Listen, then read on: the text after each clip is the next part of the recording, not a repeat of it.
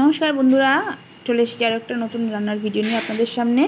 তো আজকে আমি বেলে মাছ রান্না করে দেখাবো। তো মাছটাকে ভালো করে পরিষ্কার করে ধুয়ে আমি নুন হলুদ দিয়ে মাছটাকে ভালো করে ভেজে নেব।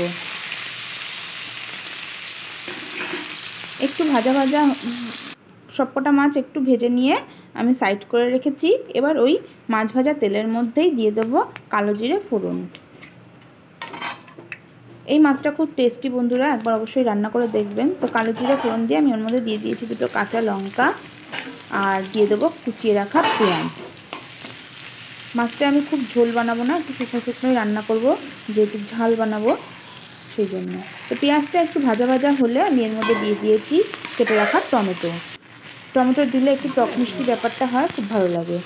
টমেটোটা একটু কষানোর পর ওর মধ্যে একটু জিরে ধনে গুঁড়ো, একটু সামান্য নুন হলুদ যা যা লাগে সামান্য লঙ্কা গুঁড়ো দিয়ে আমি মশলাটা খুব ভালো করে কষিয়ে নিয়েছি।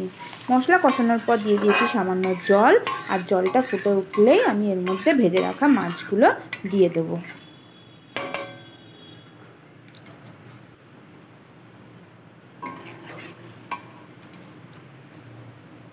জলটা আমার কিছুটা টেনে গেছে, আমি ভেজে রাখা মাছটা দিয়ে দিয়েছি। এবার একটুখানি মাছটার সঙ্গে ঝোলটা একটুখানি নাড়িয়ে চাড়িয়ে ফুটিয়ে আমি একটু সামান্য ধনেপাতা ছড়িয়ে নামিয়ে দেবো। খুব সহজ এই রান্না, মাছটা রান্না করা খুব সহজ বন্ধুরা, একবার অবশ্যই এইভাবে সিম্পলভাবে রান্না করে দেখবেন, খেতেও খুব টেস্ট হয়।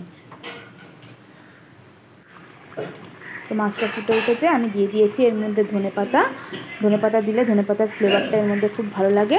তো রান্না আমার কমপ্লিট। ভালো লাগলে অবশ্যই একটা লাইক করবেন, চ্যানেলটা সাবস্ক্রাইব করে আমার পাশে থাকবেন। ধন্যবাদ।